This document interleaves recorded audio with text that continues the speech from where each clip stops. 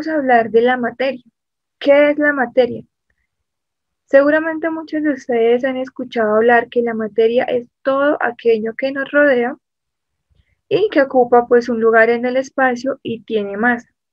Pero todo eso que nos rodea, todo eso lo que denominamos materia, está compuesto a su vez por átomos. Y estos átomos pueden agruparse entre sí para dar origen a moléculas y a compuestos. Ahora, ¿qué es un átomo? La definición fue dada por el filósofo griego, quien expresó la idea de que toda la materia estaba formada por pequeñas partículas indivisibles que definió o llamó como átomos. Entonces, el átomo se consolida básicamente como la unidad más pequeña de materia que retiene todas las características químicas de un elemento.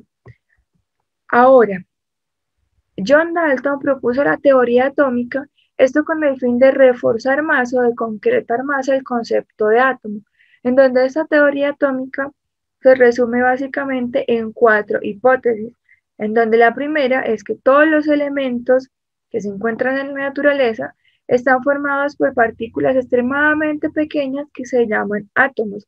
Como segunda hipótesis, que todos los átomos de un mismo elemento son idénticos, es decir, que tienen igual masa, iguales propiedades químicas, igual tamaño y que cada uno de estos elementos es característico y se diferencia de los demás. Por ejemplo, un elemento X es diferente a los átomos de un elemento X, son totalmente diferentes a los átomos de un elemento Y. Como tercera hipótesis se propuso que los compuestos están formados por átomos de más de un elemento. Por ejemplo, tenemos el compuesto X y el compuesto Y. Estos átomos de diferentes elementos se pueden reagrupar para dar origen a átomos de un elemento Z. Ahora, como cuarta hipótesis se tiene que en una reacción química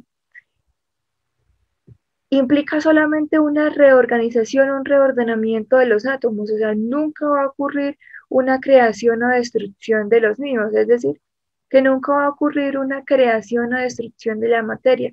Lo que ocurre es un reordenamiento de los átomos, en donde si nosotros combinamos los átomos del elemento X y los átomos del elemento Y, vamos a dar origen a un nuevo compuesto Z que tiene pues átomos del elemento X y del elemento Y reorganizados de diferente manera. Esta hipótesis propuesta por Dalton está relacionada con la ley de la conservación de la masa, en donde se dice que la materia no se crea ni se destruye, solo se transforma. Y esto lo podemos ver pues, en reacciones químicas que ocurren en nuestro entorno. Por ejemplo, cuando hacemos una fogata, que realmente ocurre una reacción de combustión. Entonces, básicamente tenemos la madera, la cual a medida que se quema se va a consumir. Pero realmente pues la madera no está dejando de existir, simplemente como materia se transformó. ¿Y se transformó en qué? En dióxido de carbono, en cenizas y en agua, en vapor de agua. Ahora, si nosotros dejamos hielo a temperatura ambiente, este hielo va a cambiar de su estado sólido a su estado líquido. Y si la dejamos mucho más tiempo, va a pasar de su estado líquido a su estado gaseoso. Ahora, en cada uno de estos procesos no ocurrió ni una creación ni una destrucción de la materia.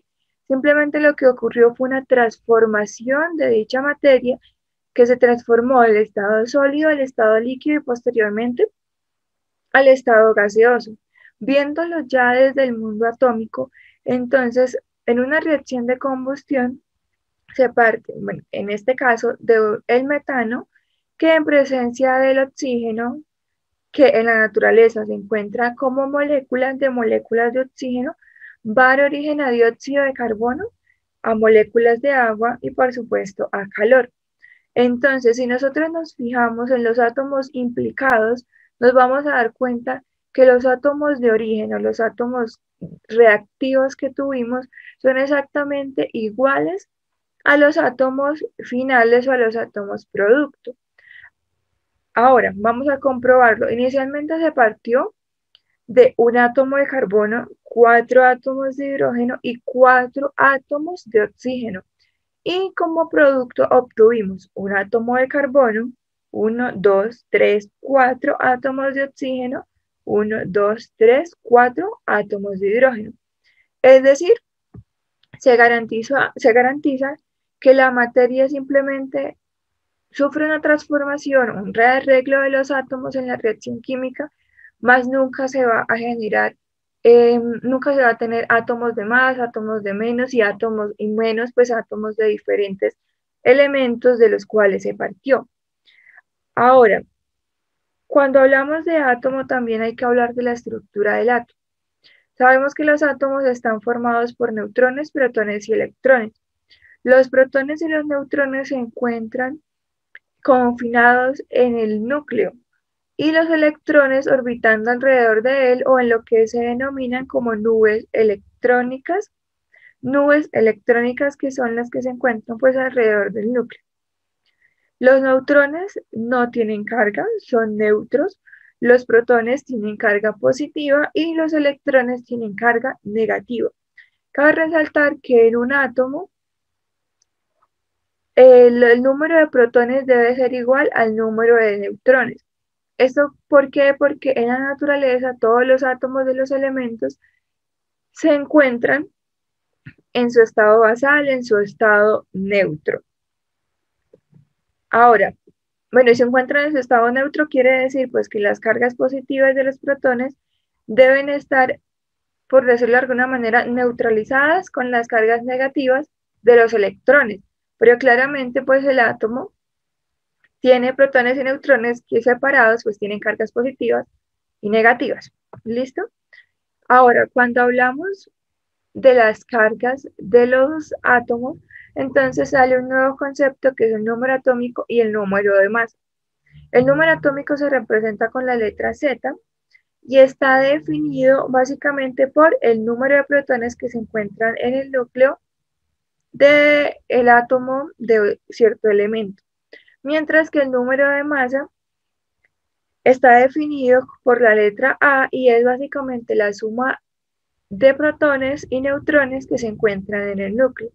Entonces, en la tabla periódica para un elemento X, nosotros como subíndice,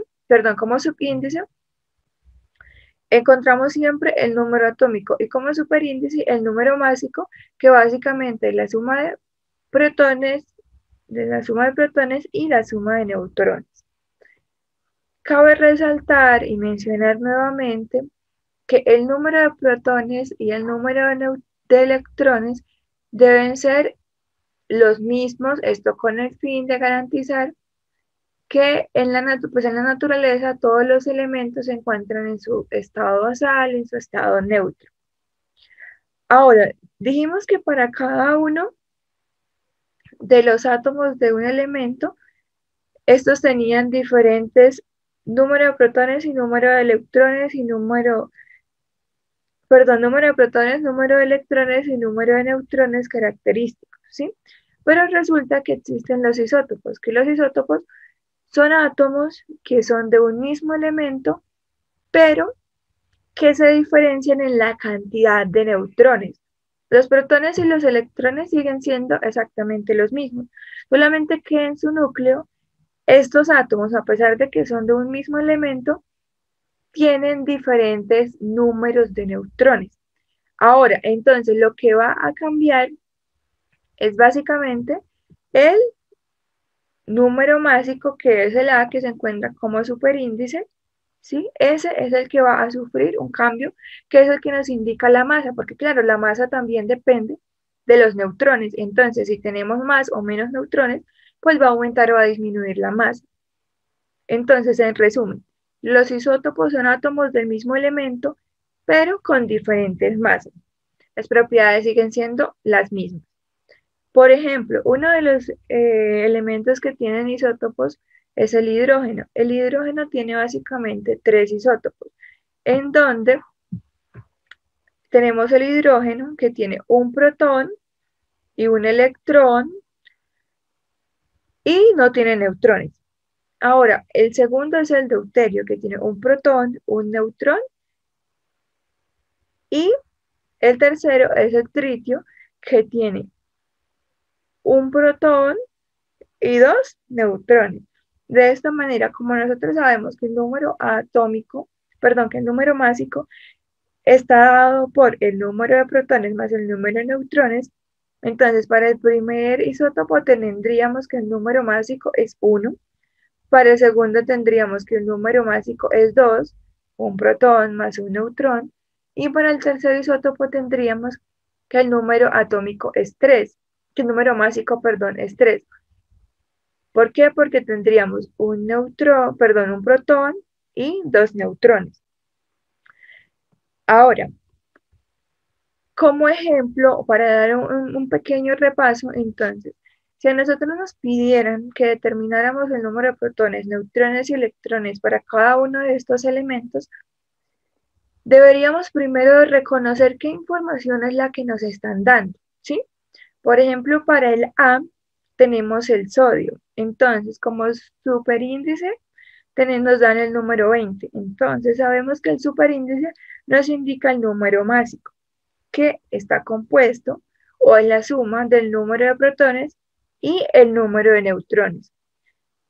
Y como subíndice nos dan, pues tenemos el número 11, que ya sabemos que el subíndice es el número atómico y que el número atómico está dado solamente por el número de protones.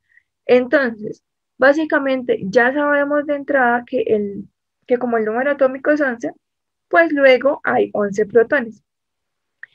Si sabemos que el número másico o el número de masa es 20 y sabemos que el número másico está dado por el número de protones más el número de neutrones y que en un átomo el número de electrones debe ser el mismo que el número de protones, entonces por ende ya sabemos que 11 viene siendo el número de electrones. Que 11 viene siendo, me regalan un momento. Listo.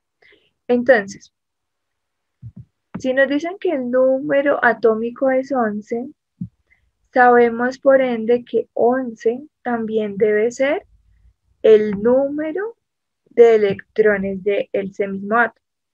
Ahora, para poder determinar el número de neutrones, pues como sabemos que el número másico, que en este caso es 20, ¿cierto? Y este 20 está dado por el número de electrones más el número de neutrones, pues simplemente lo que hacemos es una resta, es decir, sabemos que 20 es la suma de neutrones más protones. Y si queremos determinar neutrones, pues le restamos los protones y de esa manera 20 menos 11 nos da 9, que sería el número de neutrones. Ahora, en el segundo caso tenemos un isótopo del sodio, en donde tenemos que el número másico es 22. Si el número másico es 22, esto quiere decir que seguramente tiene el número de neutrones diferente al isótopo del sodio 20. Pero la teoría es la misma, es decir, el número de protones sería 11, el número de neutrones vendría siendo la resta de el número atómico menos el número de protones, y esto nos daría 11 también en este caso. Y por supuesto, si tenemos que el número de protones es 11, pues sabemos por ende que el número de electrones también será 11. Para el tercer caso, tenemos el oxígeno, que tiene un número másico de 17. En este caso no nos especifican el número atómico, pero lo podemos determinar, claro que sí. Entonces, si sabemos que el número de masa, si sabemos que el número másico del oxígeno es 17, entonces sabemos que este 17 es la suma de los protones y los neutrones. Ahora, en este caso necesitamos ayuda de la tabla periódica, en donde sabemos que el número atómico del oxígeno es 8, ¿sí? Entonces, si el número atómico del oxígeno es 8, pues van a haber 8 electrones y por lo tanto el número de neutrones vendría siendo 9, pues teniendo en cuenta que el número atómico está dado por, perdón, que el número básico está dado por la suma del número atómico y el número de electrones. ¿Listo? Entonces, para el punto D, que es el carbono 14, que se representa de esta manera, carbono 14, y sabiendo pues que el número atómico del carbono es 6, lo mismo. Entonces, como el número atómico es 6, por lo tanto el número de electrones también va a ser 6, y si restamos el número másico menos el número de protones, vamos a obtener el número de neutrones, que en este caso vendría siendo 8. Ahora,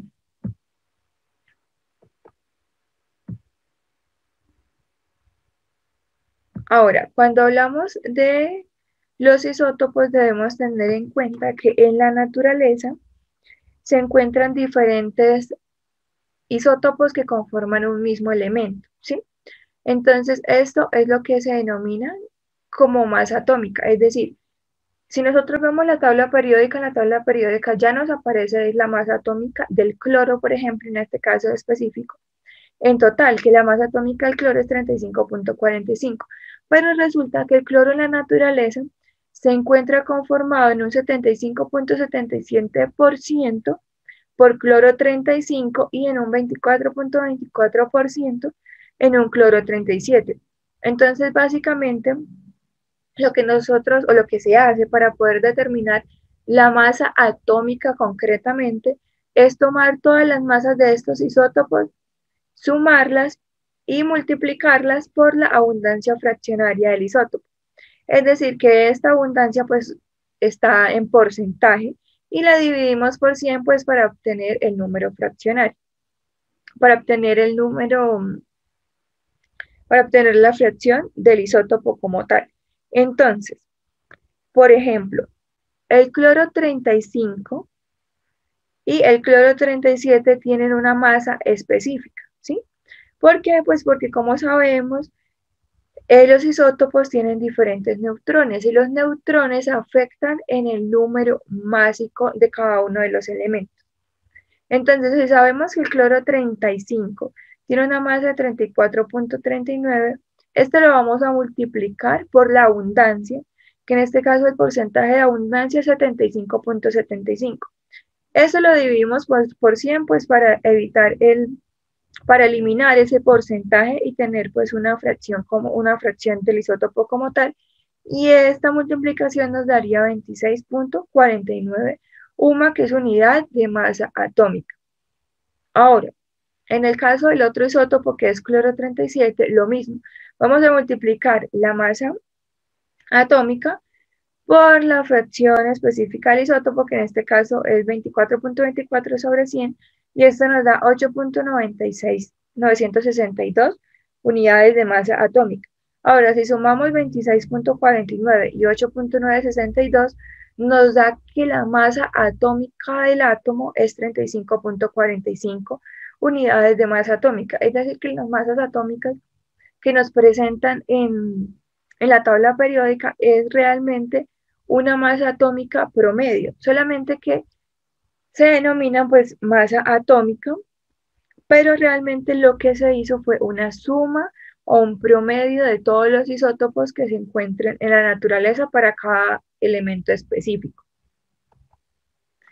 Es así como vamos a o sea, si se parten de átomos y hablamos de que los átomos pueden agruparse entre sí para formar moléculas, entonces vamos a definir como tal qué es una molécula. Entonces, básicamente una molécula es un conjunto de átomos o un arreglo de átomos que se mantienen unidos mediante enlaces químicos. Estas moléculas pueden formarse a partir de átomos de un mismo elemento, como ocurre con la molécula de hidrógeno, o átomos de diferentes elementos, como ocurre con la molécula de agua, que está conformada pues por un átomo de oxígeno y dos átomos de hidrógeno. Ahora, como pueden ver, existen diferentes moléculas. Las moléculas que están compuestas por solamente dos átomos se denominan moléculas diatómicas.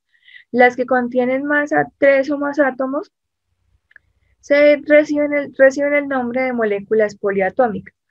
Ahora es importante entender que algunos elementos de la tabla periódica en la naturaleza no los vamos a encontrar solamente, o sea, no se encuentran como átomos, sino como moléculas como tal, es decir, que su forma estable en la naturaleza no va a ser atómica, sino molecular, como por ejemplo el hidrógeno, el nitrógeno, el oxígeno, el flúor, el cloro, el bromo y el yodo. Todos estos elementos, cuando hablamos de ellos, debemos tener presente que estamos hablando de la molécula diatómica formada por dos átomos, ¿sí? ¿Qué es lo que vamos a encontrar en la naturaleza para estos elementos en específico? Ahora, cuando hablamos de moléculas de compuestos, también se puede hablar de iones. Resulta que un ion es un átomo o un grupo de átomos que tienen carga neta, ya sea positiva o negativa. Entonces, básicamente, cuando hablamos de cationes o de iones con carga positiva, estamos hablando de que un átomo neutro de un elemento X perdió cierta cantidad de electrones. Por lo tanto, va a quedar cargado mayoritariamente con cargas positivas y por esta razón se denomina catión. Recuerdan que inicialmente habíamos dicho que los elementos en su estado basal o en la naturaleza se encontraban de manera neutra, ¿sí? Es decir, para garantizar esa neutralidad, se tiene que el número de protones que se encuentran en el átomo debe ser igual al número de electrones. Entonces, ¿qué sucede cuando pierde electrones? Pues ocurre una descompensación en las cargas y obviamente, pues dependiendo ya si estamos hablando de una ganancia o una pérdida de electrones, pues se define si es cation o si es anión, que ya lo vamos a ver. Entonces, si es cation, se define cation ¿por qué? Porque las cargas no están neutralizadas y en su mayoría la carga que sobra es positiva. Por ejemplo, tenemos dos electrones en este átomo, pero tenemos tres protones. Esto quiere decir que estos dos electrones van a estar neutralizados por estos dos protones, pero nos sobra uno. Entonces, como el que nos sobra es un protón, pues le da la carga positiva a este átomo, ¿sí? Entonces, si sobran protones, va a ser un catión porque la suma, o sea, al tratar de neutralizar las cargas, va a quedar sobrando una carga positiva. Ahora, el anión por su parte es aquel que tiene una carga neta negativa. Esta carga neta negativa está dada por un incremento o una ganancia de electrones. Entonces, en este caso, en el átomo neutro lo mismo, 3 electrones, 3 protones. ¿Qué pasó? Este átomo ganó electrones.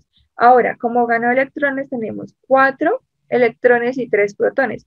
Esto quiere decir que estos 3 protones van a neutralizar estos 3 electrones, pero nos está sobrando, por decirlo de alguna manera, un electrón. Por lo tanto, que la carga neta de los aniones va a ser negativa.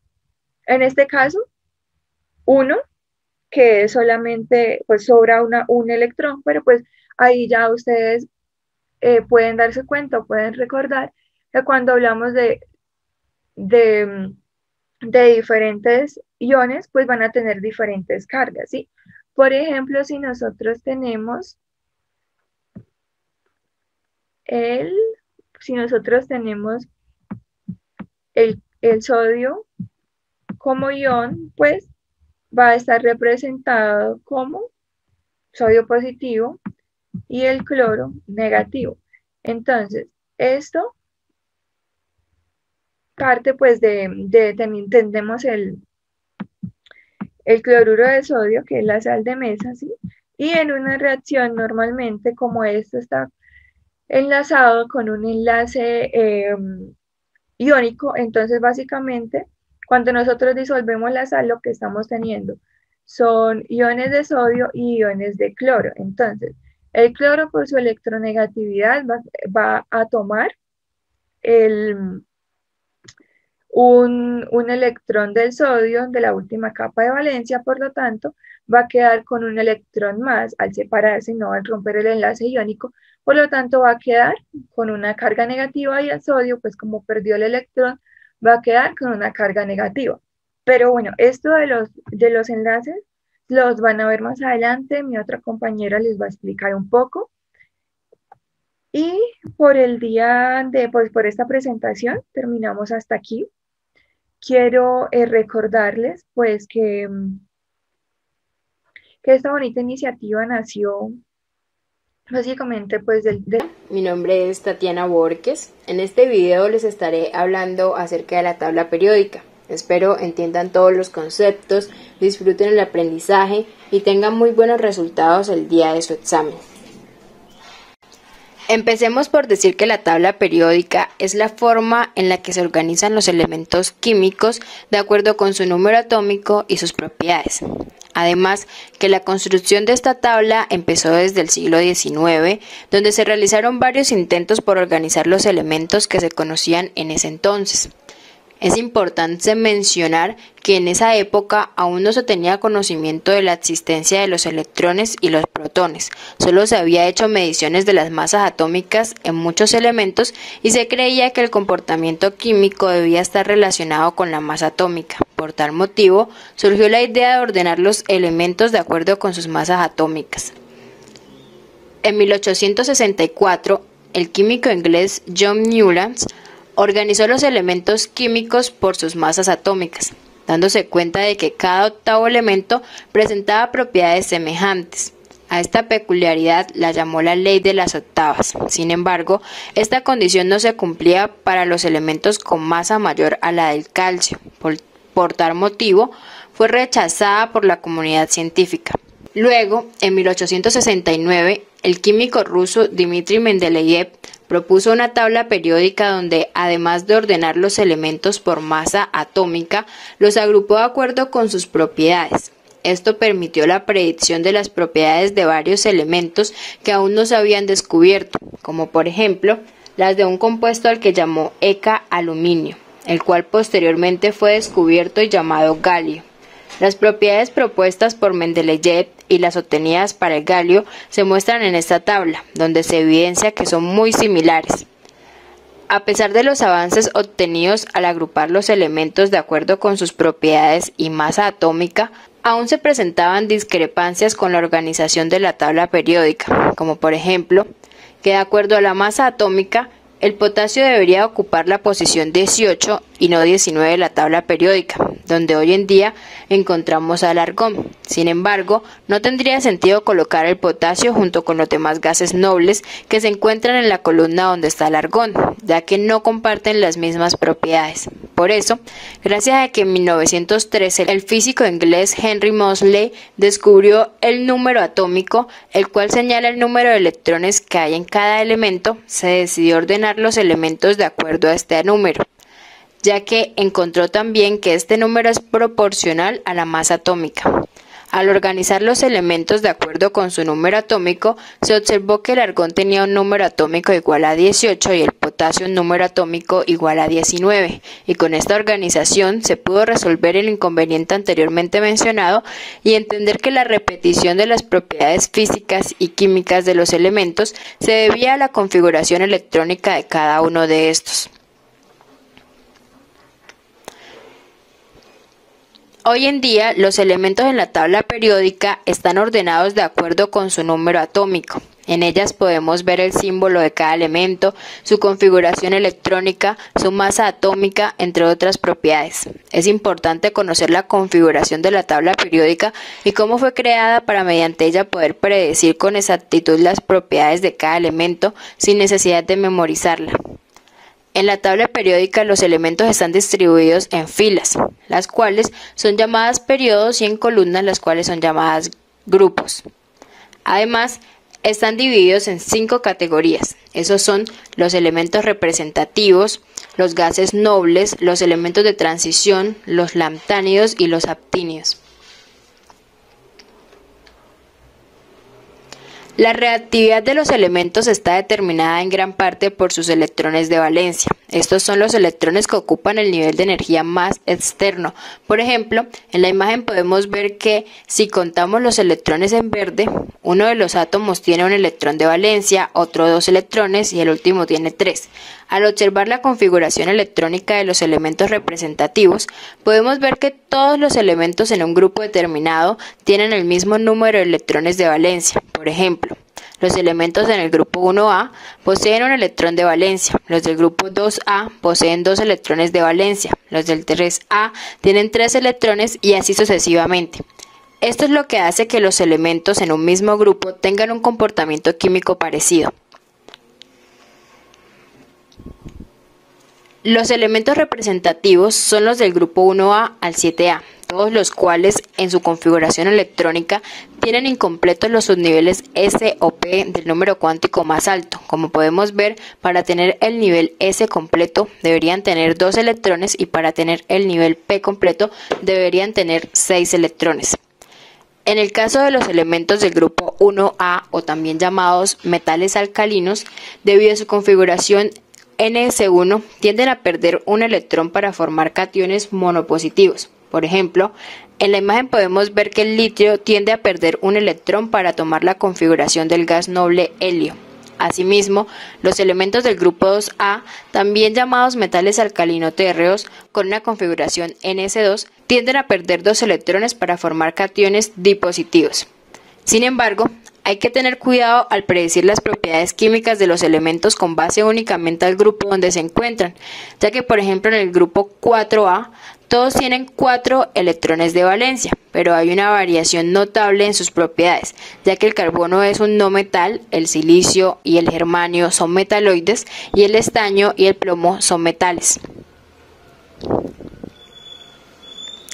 Los gases nobles son los elementos del grupo 8A, los cuales tienen el subnivel P completamente lleno, excepto por el helio, que en su caso tiene el subnivel S completamente lleno. Estos elementos se caracterizan por tener muy poca reactividad. El helio y el neón son químicamente inertes y hay muy pocos compuestos formados por los otros gases nobles. Esta poca reactividad es consecuencia de sus subniveles NS y NP, que están completamente llenos. Por eso, estos elementos son muy estables. Los metales de transición son los elementos del grupo 1B al 8B, los cuales tienen incompleto el subnivel D o que pueden formar cationes muy fácilmente al formar enlaces usando sus orbitales D. Los elementos zinc, cadmio y mercurio no son elementos representativos ni metales de transición, por eso se colocan en el grupo 2B. Los lanthánidos y los actínidos algunas veces se denominan elementos de transición del bloque F, porque su subnivel F está incompleto. Por otro lado, a pesar de que los elementos dentro de los metales de transición, los lanthánidos y los actínidos, no siempre comparten el mismo número de electrones de valencia en un mismo grupo y no hay un patrón regular en el cambio de la configuración electrónica de un elemento al siguiente en el mismo periodo, estos elementos comparten muchas características químicas con las cuales es posible distinguirlos y clasificarlos dentro de cada una de estas categorías. Ahora hablemos sobre las variaciones periódicas de las propiedades físicas. Como ya hemos mencionado, la configuración electrónica de los elementos señala una variación periódica al aumentar el número atómico. Gracias a esto, los elementos presentan variaciones periódicas en sus propiedades físicas y en su comportamiento químico. Como ya lo hemos mencionado, la variación en propiedades físicas como el radio atómico, el punto de fusión, la energía de ionización y la afinidad electrónica influyen en el comportamiento químico de los elementos en un mismo grupo o periodo. Empecemos por saber que numerosas propiedades físicas, entre esas la densidad y los puntos de fusión y ebullición, se relacionan con el tamaño de los átomos y por consiguiente con su radio atómico. En la tabla periódica podemos evidenciar que dentro de un grupo el radio atómico aumenta de forma proporcional al número atómico, es decir, de arriba a abajo. y dentro de un periodo, el radio atómico aumenta de forma inversamente proporcional al número atómico, es decir, de derecha a izquierda. La razón de esto es la siguiente. A medida que aumenta el número de electrones en un átomo, los electrones más internos hacen un efecto de apantallamiento a los electrones más externos o electrones de valencia.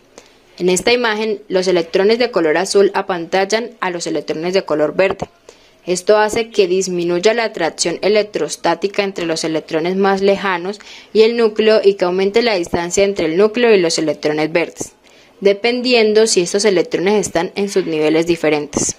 Por ejemplo, en la imagen los electrones en verde del átomo rosado, verde y fucsia están en subniveles diferentes. Conociendo esto, podemos entender que a medida que aumenta el número de electrones y estos están en diferentes subniveles, su distancia con el núcleo aumenta y por lo tanto el radio atómico. Por ejemplo, el electrón del átomo fucsia, que está en verde, se encuentra más lejos del núcleo que el electrón verde del átomo rosado. Por otro lado, a medida que el número de electrones aumenta en un mismo subnivel, ya que estos están en la misma distancia del núcleo, hay poco apantallamiento entre ellos. Por ejemplo, los electrones en verde del átomo rosado, del átomo marrón y del átomo verde claro. Por lo tanto, cada electrón adicionado en un mismo subnivel es atraído con mayor fuerza por el núcleo que el anterior y esto hace que el radio disminuya. Como ya habíamos mencionado anteriormente, la tabla periódica nos permite predecir el comportamiento de los átomos, como por ejemplo, saber qué tan fuertemente se encuentra unido un electrón a un átomo. Esto es posible determinarlo con la energía de ionización, la cual es la energía mínima necesaria para remover un electrón de un átomo en estado gaseoso o su estado fundamental. Cuanto mayor sea la energía de ionización, más difícil será que se desprenda el electrón. Para los átomos polielectrónicos, la cantidad de energía necesaria para desprender un primer electrón se denomina primera energía de ionización. Cuando se extrae un electrón de un átomo neutro, la repulsión entre los electrones restantes disminuye y debido a que la carga nuclear permanece constante, es mayor la energía necesaria para desprender otro electrón del ion cargado positivamente. Es decir, que la energía de ionización aumenta a medida que se extraen electrones de un átomo. En el caso de los grupos, las primeras energías de ionización aumentan de forma inversamente proporcional con el número atómico, es decir, de abajo hacia arriba, debido a que al igual que como se explicó con el radio atómico, los átomos voluminosos atraen con menos fuerza sus electrones externos. Por otro lado, salvo por algunas irregularidades, la primera energía de ionización de los elementos de un periodo aumenta a medida que se incrementa el número atómico, es decir, de izquierda a derecha, debido a que al igual que con el radio atómico, a medida que son añadidos electrones dentro de una misma capa, estos son atraídos con más fuerza y por lo tanto es necesaria más energía para extraerlos. Una característica digna de resaltar es que dentro de un periodo, los gases nobles tienen la mayor energía de ionización. Esto es posible relacionarlo nuevamente con la estabilidad de estos átomos al tener su capa de valencia completamente llena. Además, que los elementos del grupo 1A tienen las menores energías de ionización, ya que estos elementos solo tienen un electrón de valencia apantallado por los electrones de las capas internas, las cuales están completamente llenas. Por lo tanto, resulta energéticamente fácil remover un electrón de uno de estos átomos para formar un ion positivo que tenga la configuración electrónica de uno de los gases nobles, los cuales, como ya sabemos, son bastante estables. En el caso del grupo 2A, estos tienen valores de ionización más altos, porque poseen dos electrones de valencia en su última capa que no se apantallan bien entre sí. Con este conocimiento es posible entender por qué los metales tienen energías de ionización relativamente bajas, si se comparan con las de los no metales, y que los metaloides tienen energías de ionización intermedias entre los metales y los no metales. Esto explica también la razón por la cual los metales tienden normalmente a formar cationes y los no metales a formar aniones en los compuestos iónicos. Dentro de un grupo, el carácter metálico de los elementos aumenta de arriba a abajo, Esta tendencia es muy notoria para los elementos de los grupos 3A al 7A. Por ejemplo, en el grupo 4A el carbono es un no metal, el silicio y el germanio son metaloides y el estaño y el plomo son metales. Otra propiedad que afecta el comportamiento químico de los átomos es su afinidad electrónica, la cual es la capacidad que tienen para aceptar uno o más electrones.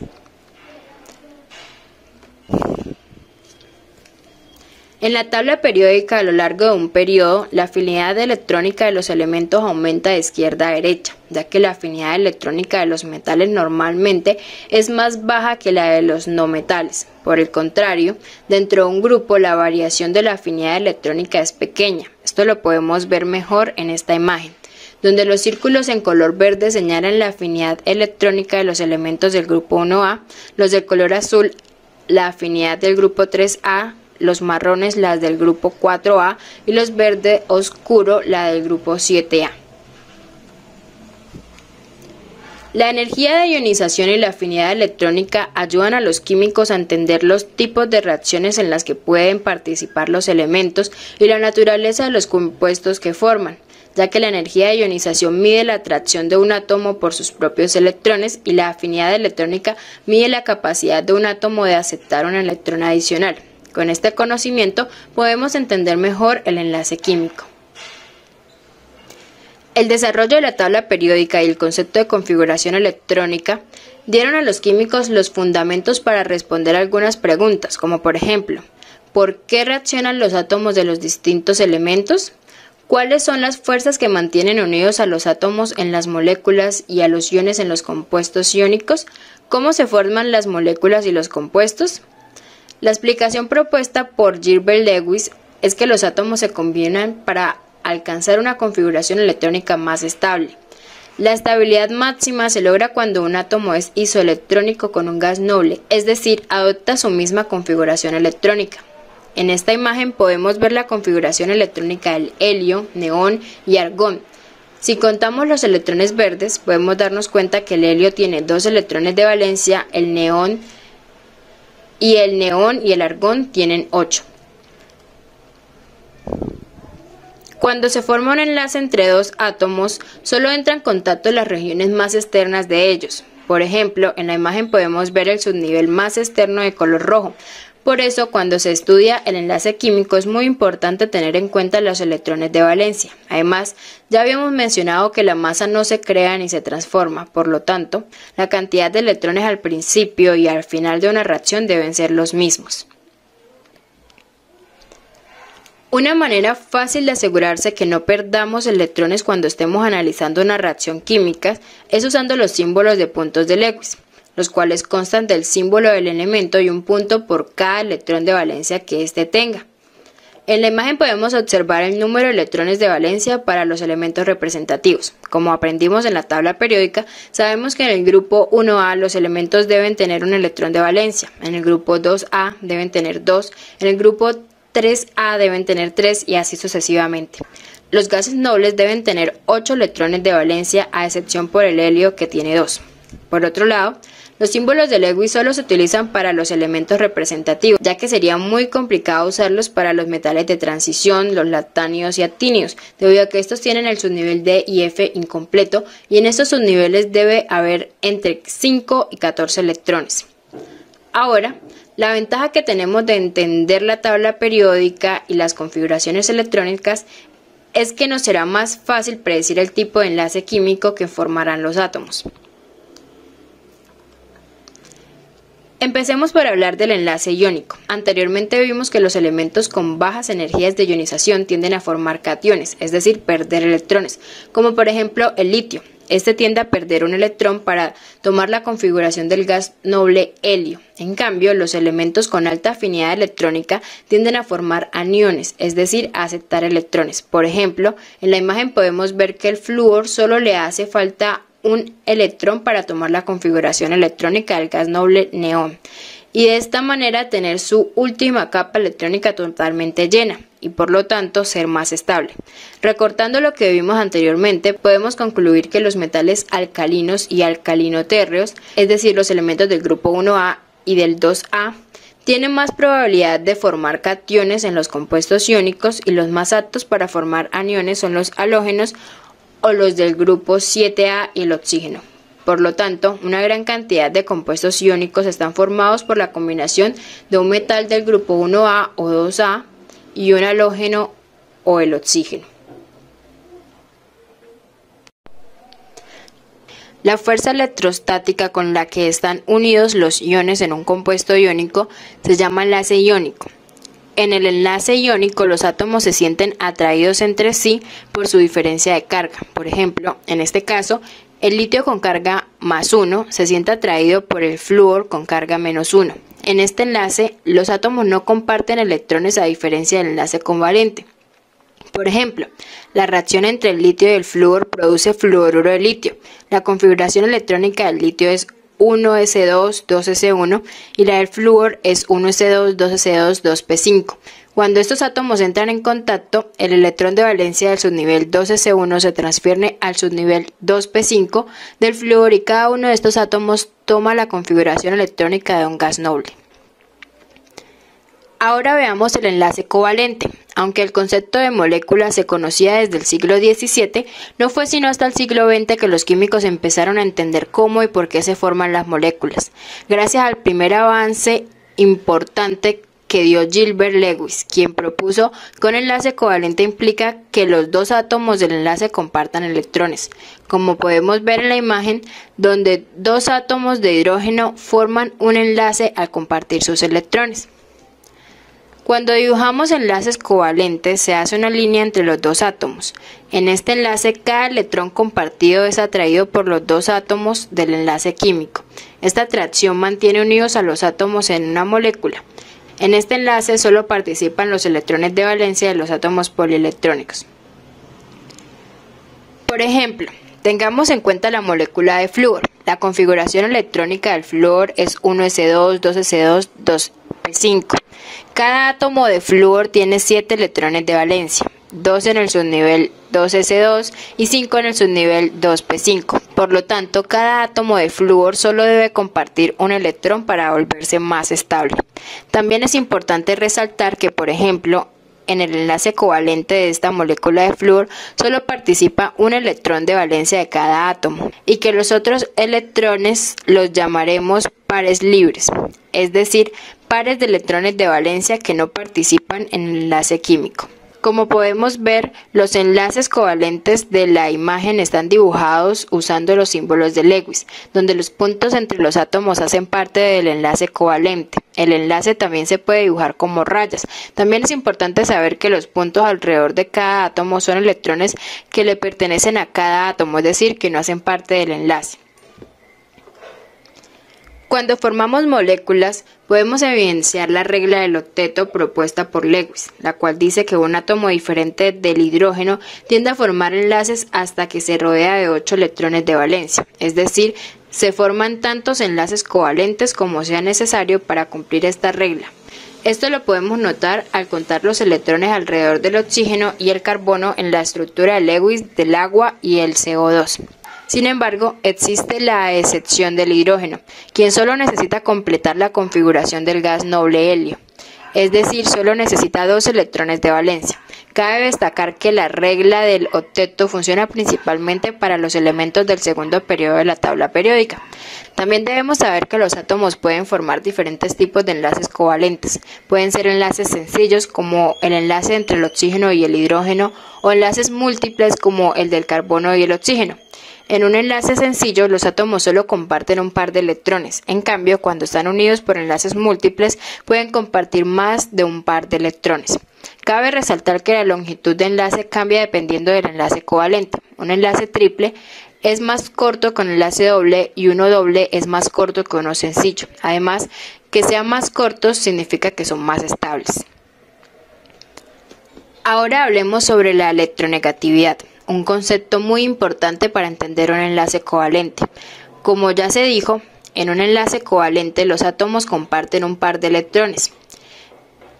En enlace donde los dos átomos son del mismo elemento, como por ejemplo la molécula de hidrógeno, los electrones se comparten de forma equitativa, es decir, que los electrones pasan al mismo tiempo alrededor de cada átomo. Esto se considera un enlace covalente no polar. Sin embargo, en un enlace formado por un átomo de hidrógeno y un átomo de cloro, los electrones no se comparten de forma equitativa.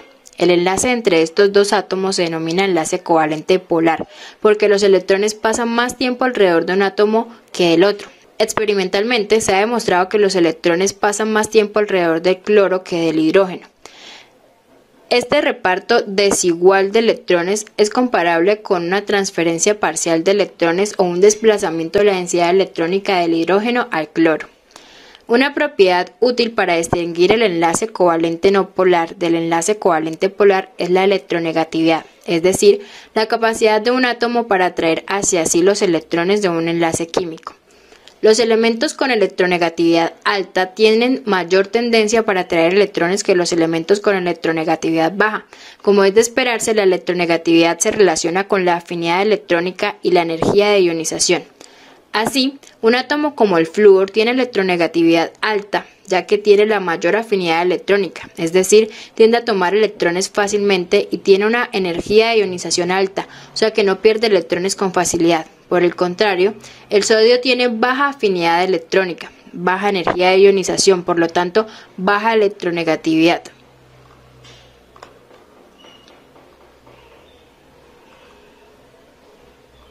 La electronegatividad es un concepto relativo, ya que la electronegatividad de un elemento solo se puede medir respecto a la de otro elemento.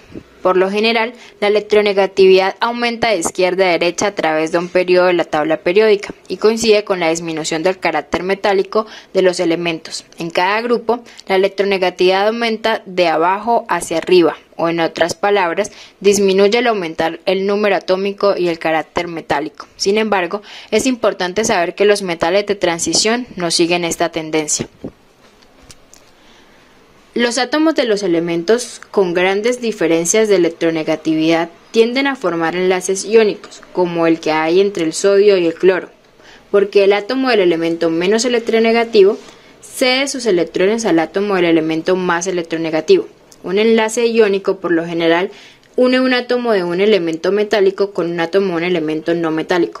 Los átomos de elementos con electronegatividades parecidas tienden a formar entre ellos enlaces covalentes polares, porque el desplazamiento de la densidad electrónica suele ser pequeño. En la mayoría de los enlaces covalentes participan átomos de elementos no metálicos.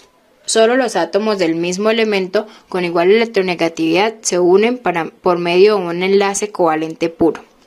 Aunque no hay una distinción clara entre un enlace polar y un enlace iónico, la siguiente regla ayuda a distinguirlos. Cuando la diferencia de la electronegatividad entre dos elementos es mayor a 1.7 se considera enlace iónico, menor a 1.7 se considera enlace covalente, cercano o igual a 0 se considera enlace covalente no polar. Ahora hablemos de las propiedades de los compuestos iónicos y covalentes. Los compuestos iónicos y covalentes exhiben marcadas diferencias de sus propiedades físicas generales, debido a que sus enlaces son de distinta naturaleza. En los compuestos covalentes existen dos tipos de fuerzas de atracción. Una de ellas es la que mantiene unidos a los átomos de una molécula, es decir, el enlace químico. La otra fuerza de atracción opera entre las moléculas y se llama fuerza intermolecular. Como las fuerzas intermoleculares suelen ser más débiles que las fuerzas que mantienen unidos a los átomos de una molécula, las moléculas de un compuesto covalente se unen con menos fuerza. En consecuencia, los compuestos covalentes casi siempre son gases, líquidos o sólidos de bajo punto de fusión, en comparación con los compuestos iónicos. Además, si las fuerzas intermoleculares son débiles, es relativamente fácil separar agregados de moléculas para formar líquidos a partir de sólidos y gases a partir de líquidos. Por otro lado, las fuerzas electrostáticas que mantienen unidos los iones en un compuesto iónico por lo común son muy fuertes, de modo que los compuestos iónicos son sólidos a temperatura ambiente y tienen puntos de fusión elevados. Además de conocer cómo se forman los enlaces químicos, también es importante aprender a darle nombre a las moléculas que se forman al combinar diferentes átomos. Existen diferentes nomenclaturas, la clásica o tradicional, la sistemática y la stop. Primero que todo debemos saber que en una fórmula química primero se escribe el símbolo del catión y posteriormente el del anión. En el caso de los nombres de los compuestos la situación es contraria, es decir, primero se nombra el anión y luego el catión. Al usar la nomenclatura tradicional, el nombre del compuesto resulta de la combinación de dos palabras. La primera hace referencia a la función química, es decir, si es un óxido, un ácido, una base o una sal, y la segunda al catión. Además, si el catión presenta varios estados de oxidación, se utilizan prefijos y sufijos para distinguir entre estos. Por ejemplo, en la tabla podemos ver que los elementos como por ejemplo sodio, magnesio y aluminio solo tienen un número de oxidación. Por eso, al combinar estos elementos, como por ejemplo con el oxígeno, el nombre de los compuestos iónicos resultantes sería óxido de sodio, óxido de magnesio y óxido de aluminio, ya que, como ya dije, estos compuestos solamente presentan un número de oxidación. Si los elementos presentan más de un número de oxidación y menos de 2, es necesario utilizar el sufijo oso o ico. Digamos que el oxígeno se combina con un cobre más 1. Si el oxígeno se combina con un cobre más 1, es necesario utilizar el sufijo oso, es decir, que el nombre del compuesto iónico sería óxido cuproso. Si fuera con el cobre más 2, el compuesto iónico se llamaría óxido cúprico. Algunos elementos como el cloro presentan más de 2 números de oxidación. Por ejemplo, podemos ver que el cloro presenta número de oxidación más 1, más 3, más 5 y más 7. En ese caso hay que adicionarles diferentes prefijos y sufijos como vemos en la tabla. En el caso de que se forme un compuesto entre el oxígeno y el cloro más 1, el nombre de este compuesto iónico sería óxido hipocloroso. Si el oxígeno formara un compuesto con el cloro más 3, el nombre de este compuesto sería óxido cloroso. Si el cloro más 5 formara un compuesto con el oxígeno, este se llamaría óxido clórico. Y si el cloro más 7 formara un compuesto con el oxígeno, este se llamaría óxido perclórico. En el sistema STOP también se utilizan dos palabras para nombrar los compuestos. La primera hace referencia también a la función, es decir, si es un óxido, un ácido, una base o una sal. Y la segunda al catión.